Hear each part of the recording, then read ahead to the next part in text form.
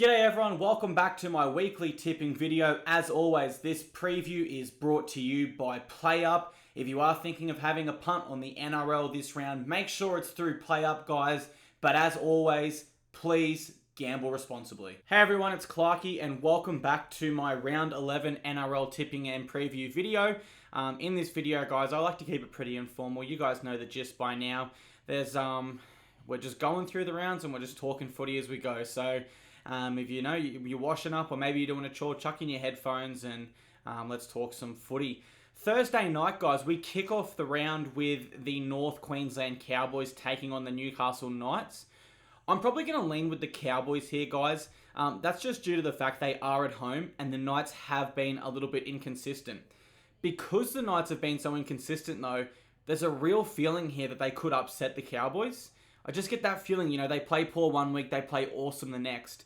This could be the week where they play awesome and it could cost me a tip here, but overall, because I am real 50-50 on it, I will go with the Cowboys. They are at home, but that's a tough one to tip there, guys, but Cowboys for me. Friday, 6 p.m, we've got the New Zealand Warriors taking on the West Tigers at Central Coast Stadium. In this match, I think I like the Tigers.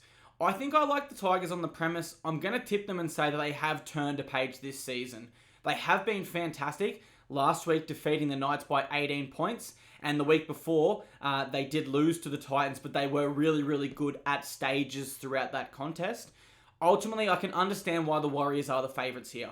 If you're going to tip the Warriors, I completely understand where you're coming from. However, I am more so going the Tigers here for an upset. Luke Brooks was really, really good against the Knights. And I think having someone like Moses Mbai next to him who doesn't overplay his hand or asks for the footy like Dowie does, or Dewey, sorry, I never know how to pronounce that name. It allowed Luke Brooks to be dominant and be at his best. Adam Dewey, on the other hand, was out in the centres and he was able to also be dominant when the ball came to him. When he's at 5'8", he goes looking for the ball, he's dominant. When he's in the centres, the ball finds him, he's still dominant. So he's a fantastic player. I'm becoming a really, really big fan of him. So guys, I'm going the Tigers for an upset there. Later that night, guys, at 7:55, we've got the Cornell Sharks taking on the St. George Illawarra Dragons at Nostrada Jubilee Stadium, which means there's no real clear home advantage there because I believe that is the Sharks' home ground at the moment. But obviously, it's been the Dragons in the past. Again, guys, I'm probably going to look for an upset here. I know the Dragons have some massive outs in Dufty, Ravalawa, Sims, Fuimaono, and Maguire. But regardless, I think Max Fearguy, I'm not sure how to pronounce that name 100% yet. Sorry, Max. I know him and his twin brother are fantastic players, so I'm really excited to see him on the wing. Cody Ramsey at fullback. Well, there's a big reason why Matt Dufty hasn't been re-signed yet, and that's because a lot of Dragons higher-ups believe that Cody Ramsey is actually their long-term fullback. And so I just think if people within the Dragons organisation have that much faith in Ramsey, then I've got to have faith as well. So I'm going to place that faith in Ramsey. I think Corey Norman, Ben Hunt, and Mick Culloch make up a really, really nice spine there. And that's what I think will get the Dragons home here. That being said, guys, there are some massive exclusions for them. So if you are leaning with the Sharks, again, I can understand why you are. And I can certainly understand why they're the favourites. Saturday, 3 p.m, the Gold Coast Titans take on the Cannery Bulldogs at Seabus Super Stadium.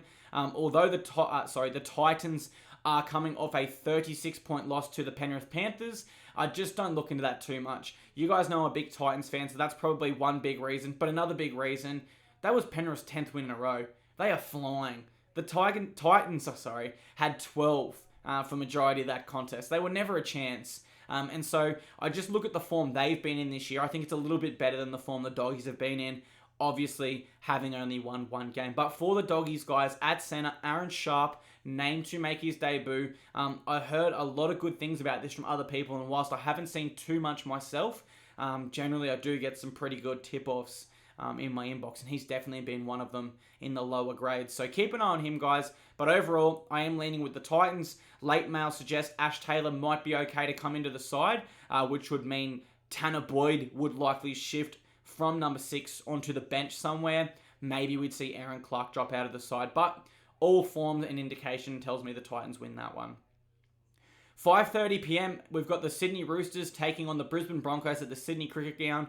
I like the Roosters in this one, guys. I can see they're short-priced favourites. They really do deserve to be short-priced favourites. Again, I keep saying this every week, guys, but let's not look at who the Roosters don't have. Let's look at who they do have. Teddy. Teddy at the moment is playing a halfback role, a fullback role, and he's even getting at hooker sometimes. You know, they still have Sam Walker and Lachlan Lamb in the halves. They still have magnificent outside backs and forwards. And the Broncos this year, well, they just haven't been too consistent. They will have the 5th halves pairing in 11 games, which will, of course, be Albert Kelly and Tyson Gamble. Now, this halves combination could really work. And if it does really work, I'd be more inclined to tip the Broncos next week. But this week, I'll go with what I know. And what I do know is that the Roosters continue to be a dominant side despite having a huge injury toll, guys. So I'm with the Roosters there. GIO Stadium, Canberra Raiders versus Melbourne Storm, 7:35 p.m. I'm with the Storm, guys. I'm with the Storm for multiple reasons. Number one, whilst they do have players like Pappenhausen, Munster, and Harry Grant out, doesn't matter. Whoever wears the jersey for the Storm plays magnificent. Now, just on the Storm real quick, I can see they've named Chris Lewis at number 6, and Cooper Johns is in their reserves. So I would imagine Cooper Johns comes into the halves. I'm not too sure why Bellamy named Chris Lewis there. Maybe there was like an inside joke or something. It just seems a strange tactic. It's obviously not like smoke and mirrors because Cooper Johns isn't too well known in first grade yet. So that's a real weird one. But I would almost bet that Chris Lewis will not start at 5'8" there, guys. The Raiders have some huge outs, guys. We've got to touch on it. No Hodgson, no Papali, and no Jack Whiten. Jack Whiten and Josh Papali, for my 2 cents worth, are their best players. So when you factor in there without their 2 best players, yes, they did get a win over the Bulldogs, but prior to that, they were on a 3-game losing streak, and they do have some massive outs, whereas the Storm, you know what you get every week. It's consistency, it's greatness. I'm with the Storm. Sunday, 2 p.m. in Dubbo, actually, guys, Apex Oval. We've got the South Sydney Rabbitohs taking on the Penrith Panthers. Now, personally, I'm so excited for this. I'm so excited for Sunday. This Sunday is going to be bloody awesome. The Eels and the Seagulls as well. We'll get to that in a moment. That is 2 very competitive games, which, as you guys know this season, not all games have been competitive. So I'm probably going to go with the Panthers, guys. I'm going to go with the Panthers, but I will say this. If there was any team to defeat the Panthers this year and ruin their 10-game winning streak, it is the South Sydney Rabbitohs. We have to be realistic about that. The Rabbitohs have been exceptional this year. Their only losses are actually to the Melbourne Storm in rounds 1 and 10. Rounds 1 and 9. So look into that how you will, but I know the Melbourne Storm are a classy side. Latrell Mitchell returns for them. Campbell Graham returns for them. Josh Mansour returns for them. They have some huge ins, but personally, I don't think it will be enough to overcome the Panthers' juggernaut. That being said, if there was a team to beat the Panthers this year and upset their winning streak, it is the Rabbitohs, but I'm going to have to go with the Panthers. They've just been too good. We close out the round, guys, at 4 p.m. We've got the Parramatta Eels taking on the Manly Seagulls at Bankwest Stadium. I am really, really on the fence for this one. I'm really, really on the fence for this one. And I really don't know how to tip this one at all. I'm going to go with the Eels just because they're the favourites, but I really don't know how to tip this one. I know I've said that a few times now. This is so tough to tip. I can see Manly are actually at a decent price, and I think they're actually, worth a fair little dig at the price that they've got here. This is such a tough game to pick, guys. I don't have too many reasons.